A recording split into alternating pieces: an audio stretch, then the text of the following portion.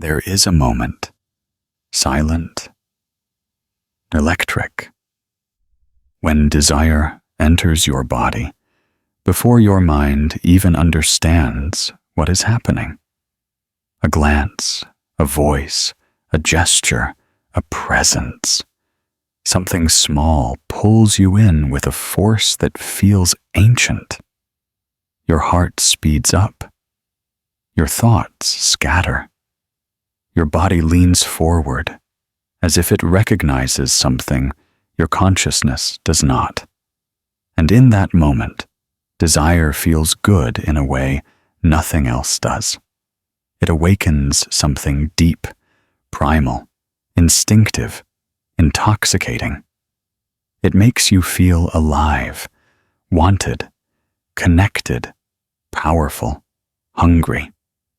But almost instantly, something else enters with it.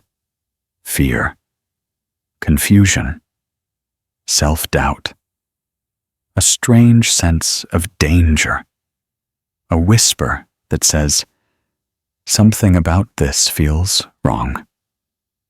And you can't explain why. The same feeling that excites you is the one that scares you. The same energy that pulls you closer also warns you to back away.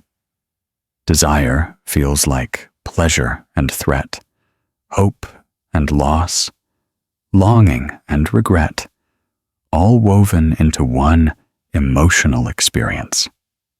And Jung understood exactly why. Desire is not just about the other person. It is not about their beauty, their charm, their charisma, their confidence. It is about what they awaken inside you. The pull you feel is not toward them. It's toward the part of yourself you lost long ago. The part you disconnected from. The part you stopped believing you deserved. Desire touches the wound you've been hiding. It brings it back to life.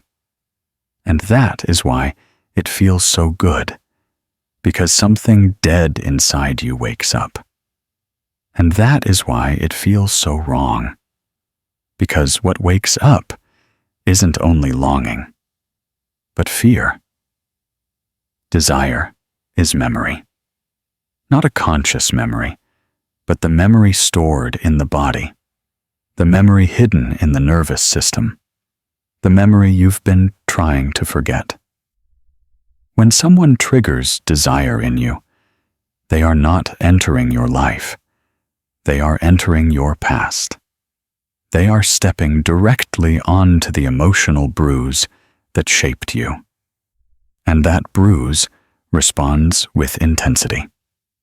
This is why desire often feels stronger for the wrong people.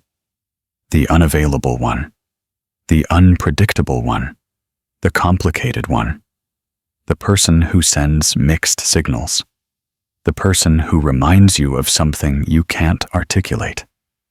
The mind says stay away, but the body says move closer. The body always remembers what the mind suppresses. This is the strange paradox Jung recognized. We are drawn not to what is good for us, but to what is familiar. Not to what is healthy, but to what is unresolved. Not to safety, but to patterns we haven't healed. Not to love, but to wounds that still speak through us. If desire were logical, you would desire the person who sees you clearly, understands you deeply, and gives you stability. But logic has nothing to do with it. Desire is not born from clarity. It is born from conflict. It is the collision between who you are and who you were forced to become. It is your childhood wounds recognizing themselves in someone else. This is why desire feels so intensely alive, because it activates dormant parts of you. It lights up the parts of the psyche that have been silent. It awakens the versions of yourself you abandoned to survive. The part that wanted attention. The part that craved affection. The part that longed to be held. The part that feared being abandoned. The parts no one ever truly saw. And so the person who triggers your desire becomes the symbol of all the things you never felt worthy of. You don't desire them. You desire the version of yourself you could become with them. The version that is wanted, chosen, confirmed, seen, safe. But desire can't make you safe. It can only expose how unsafe you still feel. You think desire is about the present, but it is entirely shaped by the past. The chemistry you feel is not magic. It is memory. Your body recognizes patterns faster than your mind does. When someone's presence awakens everything you tried to bury, you call it chemistry. But it's not chemistry. It's familiarity disguised as connection. This is why desire is addictive, because it offers the illusion of healing without actually healing anything. It promises completion. It promises wholeness. It promises that this person will finally fill the emptiness inside you. But desire cannot fill a void. It can only deepen it, because it is born from the void itself. And yet, you can't walk away from it. You don't want to, because even if desire brings pain, it also brings meaning. It makes you feel alive. It breaks the numbness. It's the first spark after a long winter inside your chest. The mind knows it's dangerous, but the heart is tired of being careful. The soul craves intensity, because intensity feels like truth. But intensity is not truth. It is the echo of what you never resolved. This is why desire feels wrong even when you want it, because something inside you knows the truth. Desire is not a sign of compatibility. It is a sign of unfinished business. It is the psyche trying to resolve what childhood left incomplete. It is the wound pulling you toward the same shape, the same story, the same emotional environment, hoping this time the ending will be different. And yet, every time you surrender to desire without understanding it, the ending is always the same. The rush fades. The anxiety increases. The longing deepens. The fear returns. The scars reopen. Because desire is not here to heal you. It is here to reveal you. Jung believed that desire is a mirror. It reflects the parts of yourself you ignore. It shows you your unmet needs, your hidden fears, your suppressed emotions, your forgotten truths.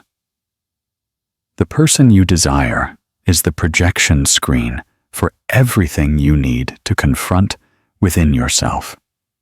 You don't desire them. You desire the part of yourself they awaken. The part that believes it's not enough. The part that believes it must earn affection. The part that believes love is unpredictable. The part that fears abandonment. The part that has been starving for years. That's why desire feels so good. Because a wound finally gets attention. That's why desire feels so wrong. Because the wound was never healed. And And until you understand this, you will be pulled toward the same kinds of people, the same kinds of relationships, the same emotional chaos disguised as passion. But once you see it clearly, everything changes. Desire stops controlling you. It stops misleading you. It stops confusing you. You begin to see the difference between what awakens you and what wounds you. You begin to see that intensity is not intimacy. And you begin to understand that the pain you mistake for passion is simply the echo of an old wound trying to speak. There is always someone in your life who awakened desire in a way no one else ever did. Someone who pulled you in with a force you didn't understand. Someone whose presence felt like fire and danger at the same time. You didn't choose them logically. You didn't weigh the risks. You didn't think about compatibility. Something deeper chose for you. Something older. Something wounded. Something instinctive. Something you don't control. And this is what Jung meant when he said that desire reveals the unfinished business of the soul. You desire certain people not because they are right for you, but because they activate the unconscious part of you that's still unresolved. The pull you feel is not attraction. It's recognition. The psyche recognizes something in them that feels like home, even if home was painful. Especially if home was painful. This is why the person you desire most is often the one who confuses you the most, the one who triggers old insecurities, the one who makes you feel unsteady, the one who makes you doubt yourself, the one who makes you feel not safe, but alive. You don't want safety. You want familiarity. And familiarity feels like truth even when it's actually trauma. This is why desire feels wrong, even when it feels good. Because deep down, something inside you knows you're not being pulled forward. You're being pulled backward, toward the place where your fear was born, toward the moment you learned you weren't enough, toward the version of yourself that believed love had to be earned, the version of yourself that thought intensity was equivalent to connection. Your nervous system remembers everything you survived, and it tries to recreate those emotional conditions because it thinks that's how love works. If you grew up with unpredictable affection, you will desire people who give you unpredictability. If you grew up craving attention, you will desire people who withhold it.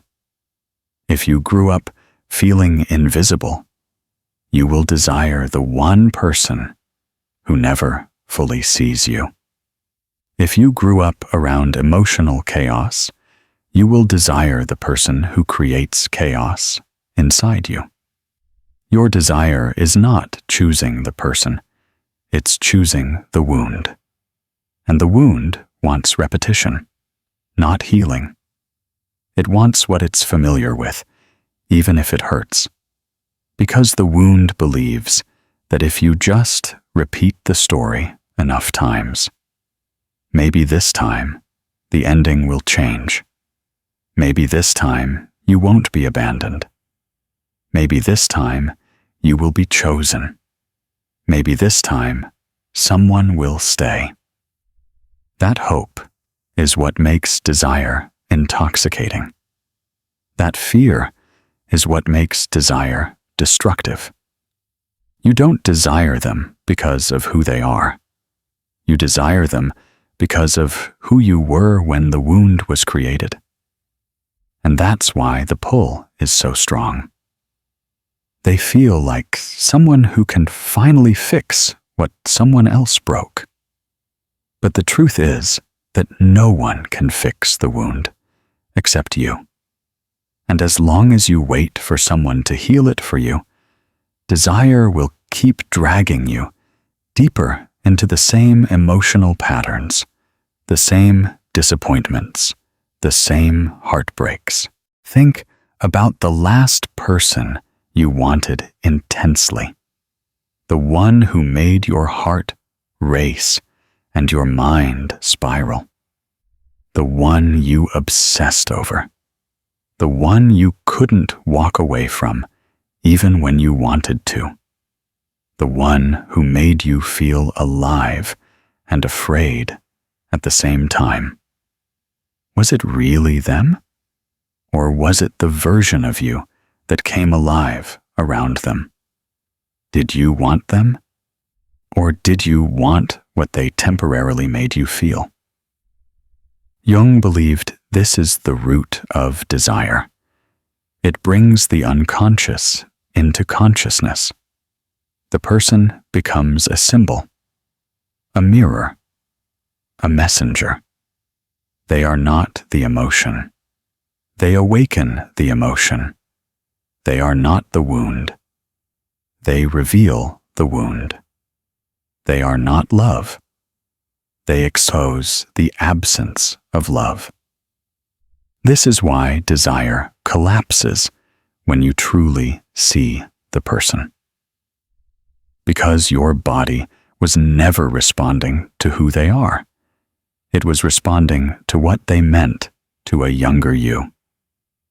You don't desire people. You desire emotional answers. And here's the part you rarely hear. The intensity you feel is created inside you, not by them. They are simply the trigger. This is why you can desire someone who is objectively wrong for you, someone who doesn't choose you, someone who doesn't value you, someone who doesn't show up for you, someone who gives you anxiety instead of affection, someone who keeps you waiting instead of reassuring you, someone who brings more pain than peace. Your mind knows they're not good for you. Your heart knows they're not safe for you. Your body knows they're a threat to your self-worth. So why do you still want them? Because wanting them brings you to a familiar emotional landscape where you once believed you had to earn love. And so desire becomes your attempt to rewrite the past. If you can get this person to choose you, then maybe it means you were worthy all along. Maybe it means the wound was lying. Maybe it means you deserved love the whole time. But the tragedy is this. No matter who you desire, they can't rewrite your childhood. And so the cycle goes on. Desire, hope, anxiety, longing, self-doubt, disappointment. Repeat. You call it passion, but it's just the wound pulling you back to the place where it was made. This is why desire collapses when you heal. Because healing takes away the wound's power. Healing takes away the need for repetition. Healing takes away the attraction to chaos. Healing takes away the craving for emotional unavailability. Healing makes you see that what you once called chemistry was actually dysregulation. What you once called passion was actually panic. What you once called love was actually longing. What you once called desire was actually the wound begging to be noticed. And this is the moment everything changes. The The people who once felt irresistible suddenly feel dangerous. The people who once created anxiety now create distance. The people who once triggered your desire now trigger your awareness. You stop wanting the person who wounds you. You stop chasing the person who ignores you. You stop craving the intensity that burns you. You stop mistaking nervous system activation for chemistry. You stop thinking desire means destiny. You start to see that real connection is calm, not chaotic. Real intimacy is grounding, not overwhelming. Real love is clarity, not confusion. Real attraction is comfort, not fear. But the deepest shift happens inside you. Suddenly, you are no longer pulled toward the people who awaken your wound. You are pulled toward the people who help you close it. If this opened a truth inside you that you've been trying to ignore, like the video, share your thoughts in the comments, and subscribe to Psychatic. Your journey into deeper self-awareness starts here.